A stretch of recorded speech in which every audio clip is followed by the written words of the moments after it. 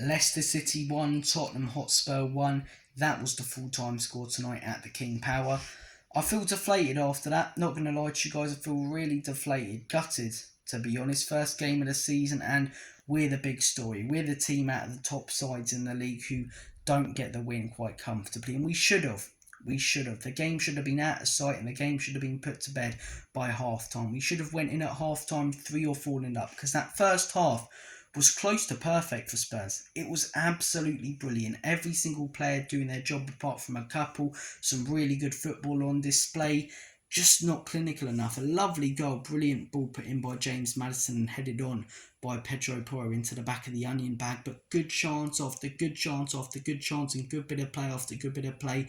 But it was that end product, that final shot, that final pass that wasn't working out in the first half. And second half, as I say, after we conceded the goal, nothing was really working out. We were still dominating possession technically on paper when you look at the stats being the better side, but I thought that Leicester probably looked the more likely up until the last 10 minutes to get a winner. You know, when we brought on the subs, Lucas Bergvall especially looked fantastic. And one thing I want to point out, Vicario having a go at Bergvall, what a load of bollocks, right? When he's passing it side to side, not willing to take an ambitious pass, and he has a go at a youngster who he puts in trouble, he does really well and just about loses it.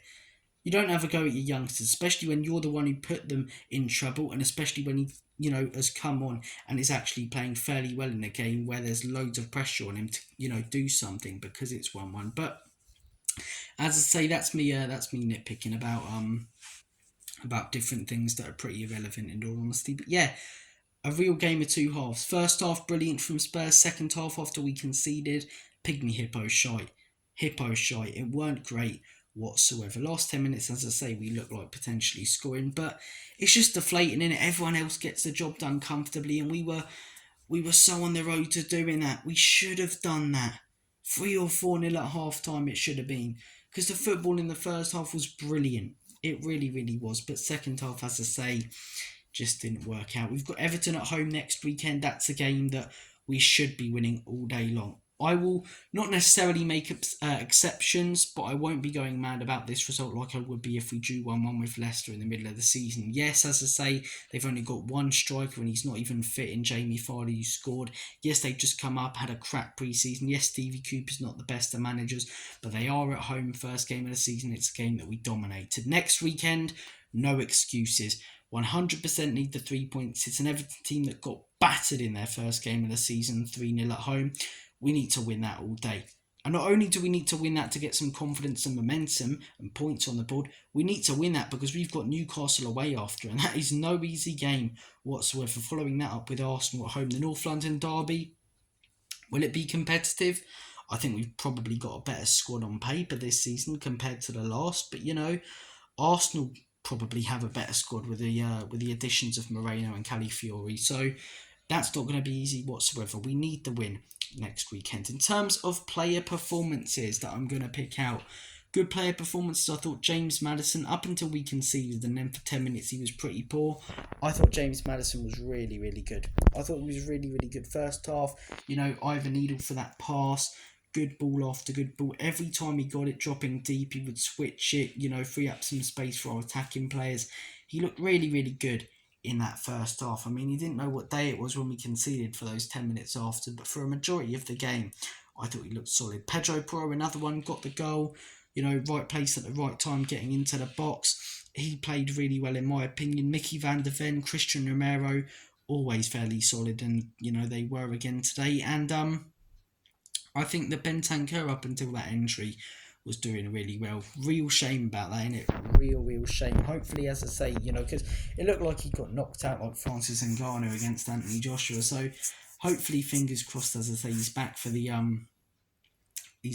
next game, and it is just a knockout today, and he doesn't have any concussions or long-term injuries, because it'd be a real shame if he did after last season. But look, as I say, I think a majority of the team played fairly well. Dominic Solanke, on his debut, there were moments where he probably could have done a little bit better. That header in the first half that he goes down for, maybe he should have tried to volley that, the chance in the second half where he does all the good work and it goes straight at the keeper. But I think he was getting in the right places at the right time, and I think goals will be coming for Dominic Solanke.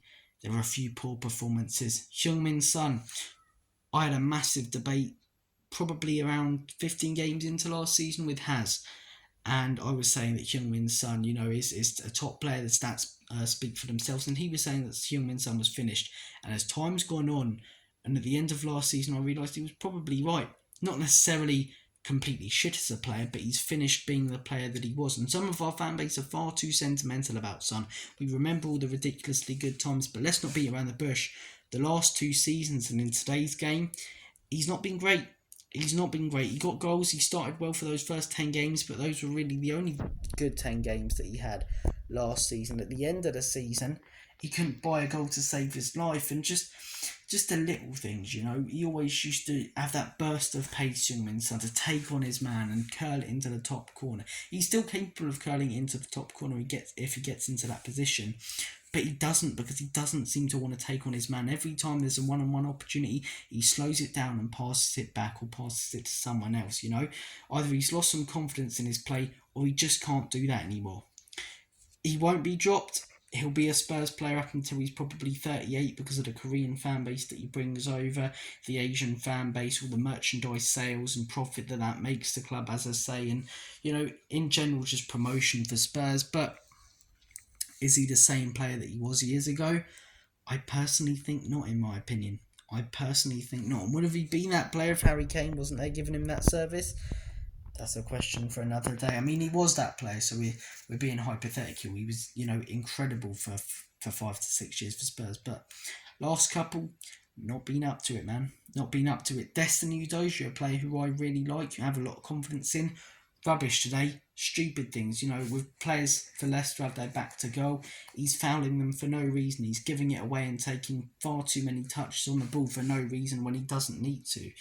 Udogie, very, very poor today. Brennan Johnson, I'm not his biggest fan whatsoever, if I'm honest with you guys. And again today, not great. I think he's best coming off the bench. Even as not his biggest fan, I'll admit that. Off the bench, he's a danger. But starting, got to be starting Kulusevski next game, in my opinion. But guys, look, 1-1 draw. It's not the end of the world. I'm not going to come on here ranting and raving, going mad. It's very frustrating, though.